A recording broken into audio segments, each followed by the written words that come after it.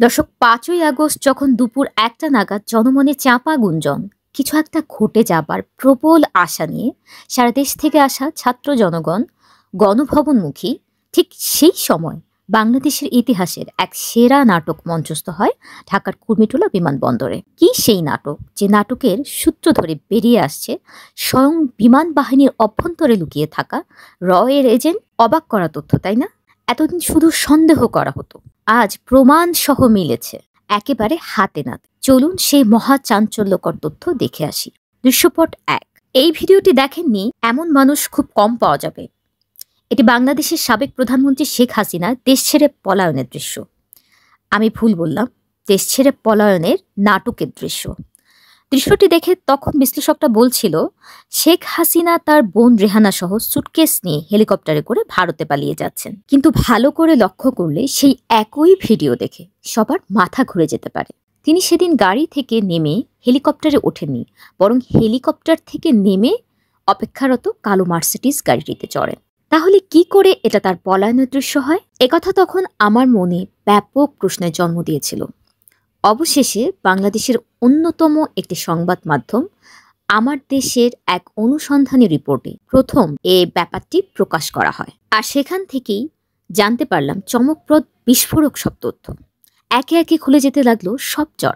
দর্শক, পাইলট তৌকিরের বিমান ক্র্যাশের ঘটনায় বাতাসে এক গুঞ্জন ভেসে বেড়ায়। সেই গুঞ্জন বিমান বাহিনীর অদৃশ্য সংশ্লিষ্টতা নিয়ে। চলুন এই ঘটনার রেশ ধরেই আমরা আজ জানব সত্যিই কি বিমান বাহিনীর অভ্যন্তরে ভারতীয় গোয়েন্দা সংস্থা রয়ের কোনো ছায়া বা প্রভাব আছে কিনা। তৌকিরের ব্যাপারে সময়ই বলে দেবে তা কতটুকু সত্য বা কতটুকু মিথ্যা। কিন্তু আপাতত শেখ হাসিনার সেই পলায়নের দৃশ্যের বিশ্লেষণে ফিরে যাই চলুন। মূলত সেদিন শেখ হাসিনার পলায়নের যে ভিডিও ফুটেজ ভাইরাল হয় সেটি ছিল উদ্দেশ্য প্রাণোদিত, যার উদ্দেশ্যটি ছিল শেখ হাসিনা হেলিকপ্টারে করে ত্রিপুরা পালিয়ে যাচ্ছেন, আগেই এই ন্যারেটিভকে জনমনে স্ট্যাবলিশ করা। কিন্তু বাস্তবে সেদিন হয়েছিলটা কি? শুরুটা হয় চীন মৈত্রী সম্মেলন কেন্দ্র সংলগ্ন বাণিজ্য মেলার মাঠ থেকে কুর্মিটোলা বিমানবন্দরে উড়ে এলো শেখ হাসিনাকে বহনকারী হেলিকপ্টার। তারপর সেখান থেকে দুই বোন নেমে এয়ারপোর্টের ভিভিআইপি রুমে ২০ মিনিট অবস্থান করেন তারা। তার কারণ সেখানে তারা দু বোন আরও ৩ জনের জন্য অপেক্ষা করছিলেন।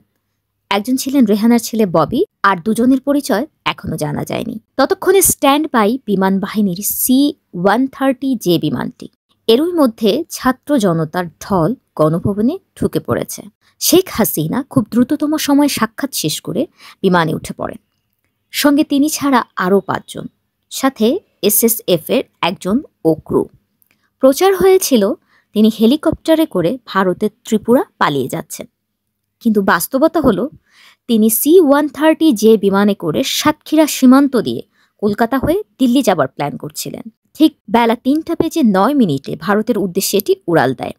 রাজশাহী হয়ে সাধারণত কলকাতা যাওয়া হয় বাংলাদেশ থেকে, কিন্তু সময় যেন আরও কিছুটা কম লাগে, তাই সাতক্ষীরা থেকে কলকাতার এই রুটটি বেছে নেওয়া হয়। বাংলাদেশের সীমান্ত পর্যন্ত থাকাকালীন শেখ হাসিনাকে বহনকারী বিমানটির ট্রান্সপন্ডার বন্ধ ছিল।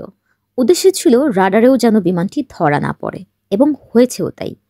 ভারতে ঢুকে একটা পর্যায়ে বিমানটি তার ট্রান্সপন্ডার খুলে দেয়, ফলে বিমানটি তখন রাডারে দৃশ্যমান হয়। পরে সেটি রাজধানী দিল্লি থেকে ৩০ কিলোমিটার দূরে গাজিয়াবাদ হিন্দল বিমান ঘাঁটিতে অবতরণ করে। সেদিনের একটা ঘটনা আপনাদের মনে আছে কিনা জানি না। দুপুর ২টা নাগাদ সেনাপ্রধানের জাতির উদ্দেশ্যে বক্তব্য দেওয়ার কথা থাকলেও বারবার কেন যেন সময় ক্ষেপণ করা হচ্ছিল, সময়টাকে পেছানো হচ্ছিল। তার কারণ শেখ হাসিনা দিল্লিতে নিরাপদে অবতরণ করার জন্য সেনাপ্রধান অপেক্ষা করছিলেন। যখন তিনি একেবারে নিশ্চিত হন যে তিনি নিরাপদেই দিল্লিতে অবতরণ করেছেন, তখনই কেবল সেনাপ্রধান জাতির উদ্দেশ্যে বক্তব্য রাখেন। এখন কথা হচ্ছে, এটা না হয় বুঝলাম যে শেখ হাসিনা পালানোর যে ভিডিও ধারণ করে ভাইরাল করা হয়েছে সেটা মিথ্যা তথ্য ছিল, কিন্তু এর সঙ্গে বাংলাদেশ বিমান বাহিনীতে এর সংশ্লিষ্টতা রহস্য উন্মোচনের সম্পর্কটা কি? এখন সেটাই বলবো আপনার। দর্শক, হেলিকপ্টারে করে তার পালিয়ে যাওয়ার এই ভিডিওটি কে কোথা থেকে ধারণ হয়েছে এ নিয়ে তখন ব্যাপক কৌতূহলের জন্ম হয়। বাংলাদেশ বিমান বাহিনীর এয়ার ইন্টেলিজেন্স শাখা লক্ষ্য করেন হাসিনা পালানোর এই দৃশ্য কেবল একটি অ্যাঙ্গেলের ভিডিও থেকে দেখা যায়। এতেই পরিষ্কার হয়ে যায় এই ভিডিওটি করেছেন মাত্র একজন, এবং সেটা বেশ খানিক দূর থেকে, নিজেকে আড়ালে রেখে লুকিয়ে। আমার দেশের দীর্ঘদিনের এক অনুসন্ধান জানাচ্ছে, কাছের কুর্মিটোলা এয়ারবেইজের অফিসার মেস থেকে মোবাইল ফোনেই এই ভিডিওটা রেকর্ড করা হয়। পরে তাকে শনাক্ত করে আটক করা হয়। জানা যায় তিনি ফ্লাইট লেফটেন্যান্ট রিফাত আশরাফি। তাকে প্রশিক্ষণ দিয়ে বলা হয়েছিল এই ভিডিওটি ধারণ করে বিমান বাহিনীর আরেক কর্মকর্তা ফ্লাইট লেফটেন্যান্ট তাহসিফ শুরিকে পাঠাতে। তাহসিফ শুরির কাজ ছিল ভিডিওটি ভাইরাল করার উদ্দেশ্যে তার ফেসবুকে নিজের টাইমলাইন থেকে ভিডিওটি পোস্ট করা। ভিডিও ধারণকারী ব্যক্তি ফ্লাইট লেফটেন্যান্ট রিফাত আশরাফিকে ধরার পর তিনি ঘটনার সব সত্যতা স্বীকার করে জানান তার মেসের জানালা থেকে ভিডিওটি করা হয়েছে। পরবর্তীতে এই রিফাত আশরাফির ফোন ফরেন্সিক করা হলে ক্যাচও খুঁড়তে একে একে সাপ বেরিয়ে আসে। জানা যায় স্বয়ং বিমান বাহিনীতে থাকা র এর এক চেইন অব কমান্ড। এবারে পরবর্তী দৃশ্যপট। 14 আগস্ট 2024।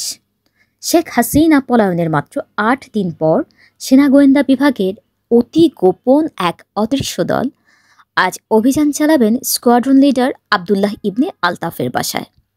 তার বাসা থেকে শুরু করে গাড়ির বুট সবকিছুতেই যেন গোয়েন্দাদের জন্য চোখ ছানা বড়া হয়ে যাবার মতো কিছু অপেক্ষা করছিল। স্যাটেলাইট, কমিউনিকেশন ডিভাইস, যুদ্ধাস্ত্র, ভারতীয় গোয়েন্দা রিপোর্ট, নগদ 1 কোটি টাকা পাওয়া যায়। তার ব্যক্তিগত গাড়ি থেকে উদ্ধার করা হয় ভারতীয় প্যারা কমান্ডোর ব্যবহার করা 2টি FN-90 এবং সিকপি 229 রাইফেল। কিন্তু এসব কিছুর বাইরেও যা সামনে এলো তার জন্য মনে হয় খোদ এয়ার ইন্টেলিজেন্স কর্মকর্তারাও প্রস্তুত ছিল না। কি সেই ভয়ঙ্কর তথ্য জানাবো এক্ষুনি। এই নেটওয়ার্কে আবদুল্লাহ ইবনে আলতাফ একা নন। বেরিয়ে আসে বিমান বাহিনীর ভেতর মুখোশের আড়ালে ঘাপটি মেরে থাকা আরও 6 কর্মকর্তার নাম। তারা হলেন air vice marshal M A Awal Hossain, air vice marshal Jahidul Said, air commander Mohammad Aminul Haque, group captain Abdullah Al Faruk, group captain Mohammad Shamim, wing commander Said Mohammad. এসব জানার পর আইএসপিআর বাধ্য হয় তাদের অবসরের ঘোষণা দিতে। ভিডিও ধারণকারী ফ্লাইট লেফটেন্যান্ট রিফাত আশরাফি ও ফেসবুকে ভিডিও ছড়িয়ে দেয়া ফ্লাইট লেফটেন্যান্ট তাহসিফ শুরিকেও বাধ্যতামূলক অবসরে পাঠানো হয় এই ঘটনায়। এদের মধ্যে স্কোয়াড্রন লিডার আবদুল্লাহ ইবনে আলতাফকে ইতিমধ্যে কোর্ট মার্শাল করে 10 বছরের সাজা দেওয়া হয়েছে। তিনি এখন কাশিমপুর কারাগারে হাই সিকিউরিটি সেলে বন্দী আছেন। এই ঘটনায় পুলিশের ভেতর থাকা একজন র এজেন্টও পাওয়া গেছে। তিনি হচ্ছেন পুলিশের গুলশান জোনের সহকারী কমিশনার ডিবির ইফতেখার মাহমুদ। তিনি ছিলেন আবার আবদুল্লাহ ইবনে আলতাফের অত্যন্ত ঘনিষ্ঠ বন্ধু।